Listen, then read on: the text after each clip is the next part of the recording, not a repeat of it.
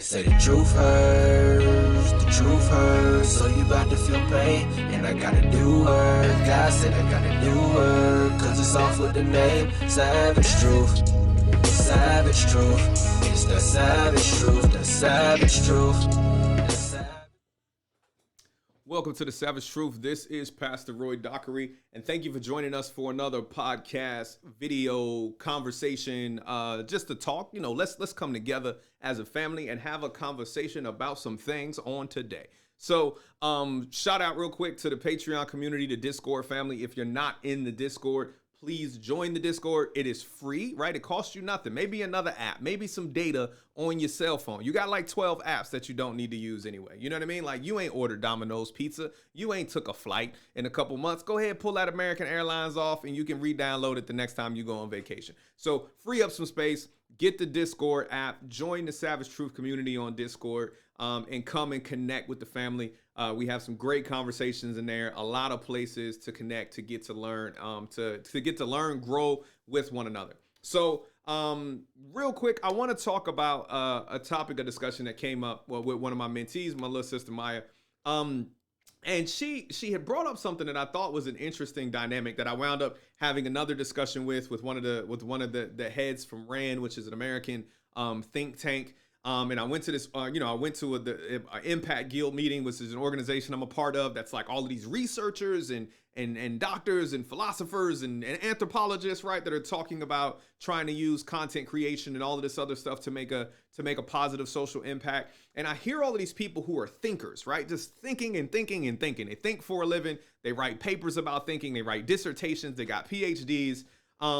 But then, I was talking to Maya, and she was like, it's crazy because in the Christian space, sometimes thinking is looked down upon. Like, thinking is looked at as if it is in opposition to faith, right? Like the belief that we have in something that we can't see, touch, or feel, you know what I'm saying, which is Jesus, which is God. To have faith, faith being the evidence of things that we can't see, right? So it's like it's almost a negative connotation, right? It's almost considered elitist or secular or intellectual to be a thinker, right? So like when we talk about great thinkers in Christianity, we're normally talking about theologians. Like we normally only really give intellectual credit to people who do a lot of thinking about Christianity, right? To people who do a lot of thinking about religion or apologetics. But we're using the internet right now, and there are some great thinkers that created the internet. There's some great thinkers that wrote the code for YouTube. There are some amazing intellectuals that created web cameras and web streaming and LEDs, you know what I'm saying? Liquid, light emitting diodes, right? For those that don't know what LED actually means. Right? Like there's some amazing stuff that's been created by some intellectual thinkers, some scientific people, some secular people. So there's normally like this weird intersection where there's a certain amount of intellect, right? There's a certain level of critical thinking and thought that starts to almost be looked at as sinful in some Christian spaces, right? And so what I want to talk about is the balance between what I would call critical thinking and anxiety, right? Like the Bible, like in within the Gospels, and like Jesus said on multiple occasions, like, be not anxious, right? Be not anxious about what you would eat. You know what I mean? Be not anxious about the clothes that you will wear. Like, God provides food for the birds, right? He clothes the animals. Like, how much more will he do for you, right? Since we're a unique special creation that God made. But to not be anxious is not the same thing as not thinking about things critically. And I can't even remember, but I was when I woke up this morning, took a shower, all that other stuff, getting ready to go to one of our young adult meetings after their choir practice to speak to some of them. And I was listening to a song, and I can't remember what it was. But it was God's Got It, right? And you could probably look up the artist. Y'all can do that. Fact check me afterwards. But it's a song called God's Got It. And he was like, gas in the tank, I'm not worrying about it. God's got it. You know what I'm saying? Money in the bank, I'm not worrying about it. God's got it. But then what he said, he was like, because I don't worry about things beyond my control. Now, don't get me wrong. Now, I'm a person of faith. I believe that the Lord can make it rain, literally, metaphorically, figuratively, whatever you want to make, however you want to say it. But to put that in a context of like God's got it, so I'm not worrying about things that I can't control, you can control how much money you have in the bank. You can control how much gas you have in your car, right? Because the way that combustion engines work is the amount of mileage that you put on a car, and the more fuel that you burn by creating the combustion, it actually makes a car go, is what consumes the gas. So you can control how much gas is in your tank by how much you drive the car and then how much fuel you put in it. Right? You can control how much money is in the bank based on how much money you make, how much money you put in the bank, and then how much money you remove from the bank, either on fixed expenses, discretionary spending. So it's almost like I don't have to think about having a budget because God's got it. Like that kind of stuff, I think is nonsense, right? Like to say that like, oh, I'm not going to worry about having my bills due. Like, no, you signed a contract, right? Like when you, for instance, got an apartment or got your mortgage, you signed a contract. The Bible says that like your word, your oath means something. So if you signed a contract, then as a Christian, you should pay what you owe, as it says in Romans 13:8, right? Let no debt remain outstanding, but showing love to a brother. The Bible is about paying what you owe. I got a song about that. Y'all can check that out on Spotify. Pastor Roy, Pay What You Owe. But you're supposed to pay what you owe. So like I should be thinking, right? Like the Bible even talks about counting the cost before you go to war, counting the cost before you build a fortress.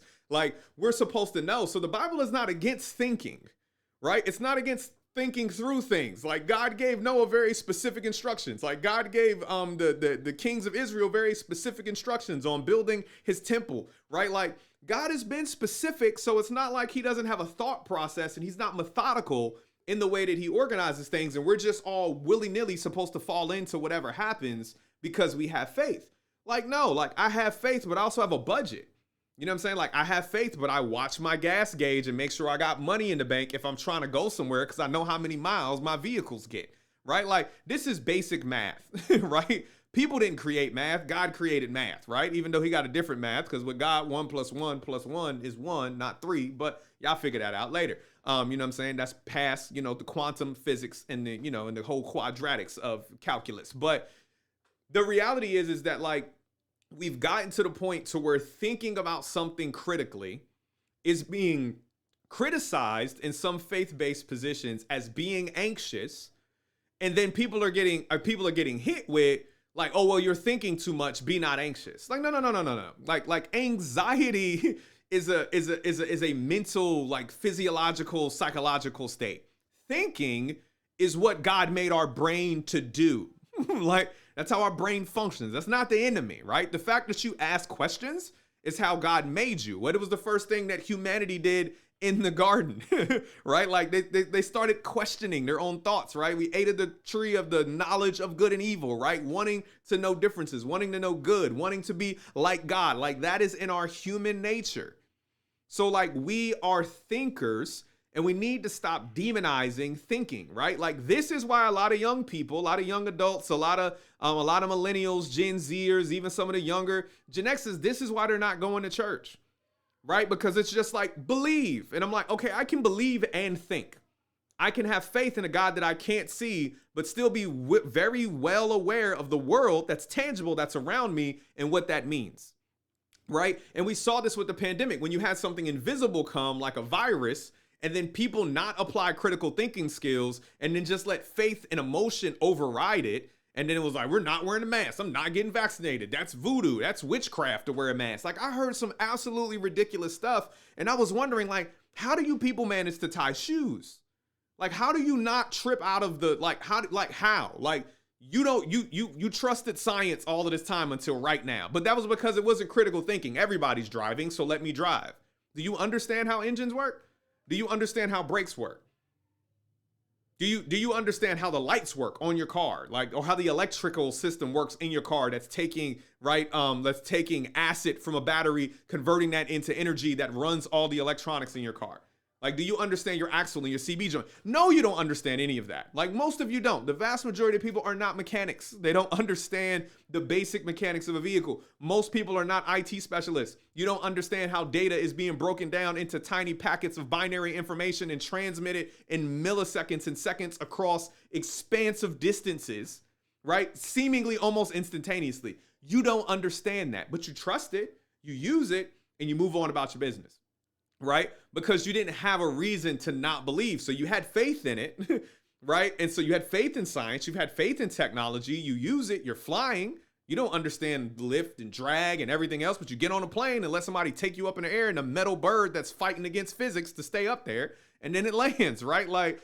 But something happened where it was the faith community, right? Like since we're kind of, we're really not taught to be critical thinkers unless we're thinking against people who don't believe what we believe. Again, it's just in this space of faith, right? Like we all want to become critical thinking apologists now in Christianity. But you don't have a critical understanding of your own health. You don't know how the sugars turn to carbs and carbs turn to fat, and then fat creates issues within your arteries and cholesterol, and like you don't understand that. So because we're not critically thinking, so we're not changing our eating habits, but we're praying for better health. Right, so we're countering and see. I don't feel like they're listening to me over there. What are we trying to do? Like, what are we genuinely trying to accomplish? Why are we telling people that they can't think? Right, like the opposite of faith isn't doubt. Right, like there's faith and there's questions. Like I can have faith in Jesus and still have questions for the church.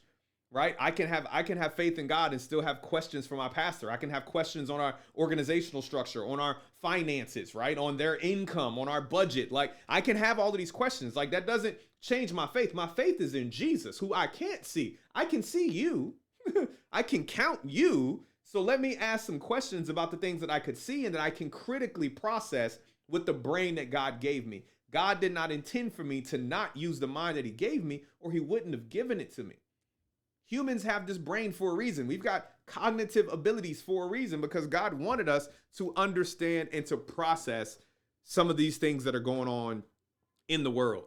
But we've gotten so used to being fed information. And this is one of the reasons I'm not on social media, because you had a feed and we're consuming stuff on our feed. So we no longer have to critically think. I don't have to go pursue information. You have Google, which you can answer and you can ask any question. You've got Wikipedia, you've got resources, you got resource and access to more information than any generation in history, yet we ask the least amount of questions. And we don't ask questions because we're getting fed information based on algorithms that are telling us what we like, that are telling us what we agree with, that are telling us what we disagree with, and are only giving us exposure to things that really aren't going to make us think. Because you know what makes you think? An argument. You know what makes you think? A debate. You know what makes you think? An opposing opinion. You know what makes you think? New information. You know what makes you think? A contradiction. Like those things make you think. But the way that social media and the algorithms on YouTube that you're watching this on, or even Spotify or Apple where you're listening to this, right? The algorithms are actually being designed not to make you think, but to feed you more stuff that you already think. So I can feed you something in the vein or in the line of your thought processes that's completely wrong, and you'll just consume it because it already agrees with 90% of what I think. So I can slide 10% in there that's completely false, and you'll just eat it, right? Because it's like when you wrap your dog's food in peanut butter, because they'll consume the peanut butter, but by the time they realize it was a pill in there, the peanut butter is already down. But that's what we're doing. And that's what the way that information is being fed to us is creating this notion that like we don't think critically. If someone disagrees with us, we block them, right? If there's information that we don't want to see, we hide it from our feed, right? We unfollow people that we disagree with. And then even if we see somebody that we disagree with, it's not like we try to go understand their position. We just erase their position from our reality. Which, what does that do? It puts us in a position not to critically think. One of the most valuable things about going to college is you are made to read, study, research, and articulate things that you may not necessarily care about, right? I don't care about the humanities. I never cared about Greek mythology or classical literature. I could care less, but I needed to understand it, right? I got to write about the Catcher in the Rye. I got to write about different figures in history, right? Because at the end of the day, it was making me critically think. Like, that's the danger of people not going to college. That's the danger of people, not because college helps you get a job, right? Because I think college should be cheaper, and at least like humanities and liberal arts in college, I think everybody should be able to take it for free. Go to community college, take you some courses on writing, on creative, on poetry or whatever. Like, help people learn how to articulate, how to speak their mind, how to critically think.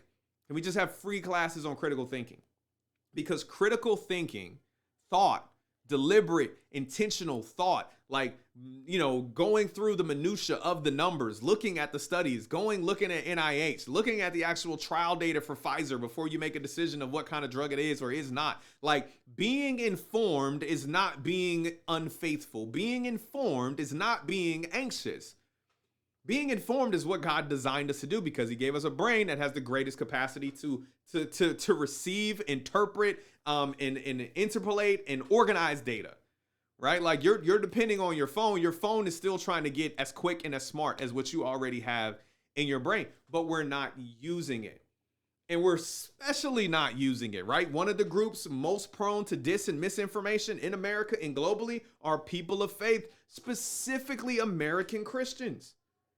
Right? Because we just get fed. We get fed. We got so many pastors. We got so many authors. We got so many pundits. We got so many channels. We got so much content that we can feed, that we can be fed, that we are not being put in a position where we have to critically think, where we have to determine and evaluate and establish and create a foundation based on what we've researched, what we understood, and what we've learned to give us our opinion.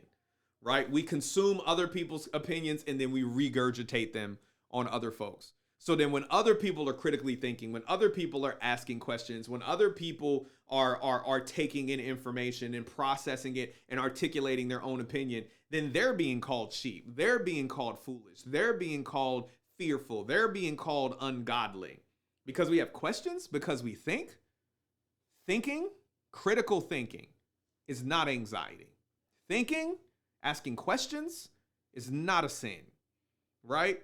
Being ignorant, right? Choosing not to pursue wisdom, choosing not to have knowledge and apply it, like, that's laziness. I think that borders on a sin, right? Like, just to have wisdom available to you and choose not to use it because you're too lazy to seek an opinion, you want somebody to feed it to you, right? The Bible talks about these people. You just keep wanting milk, right? Like, at some point you got to be able to cut this stuff yourself. You got to be able to go prepare your own food. You got to have a stomach that can consume milk, that can deal with the weightier things, right? If all the data and statistical information comes from a graphic, you might need to upgrade your level of critical thinking, right? Like, if all the information you got on Ukraine comes from, like, Trevor Noah, like, you're going to need to expand upon critical thinking. Trevor Noah is hilarious. I love Trevor Noah. Roy Wood Jr. is one of my favorite comedians from The Late Show.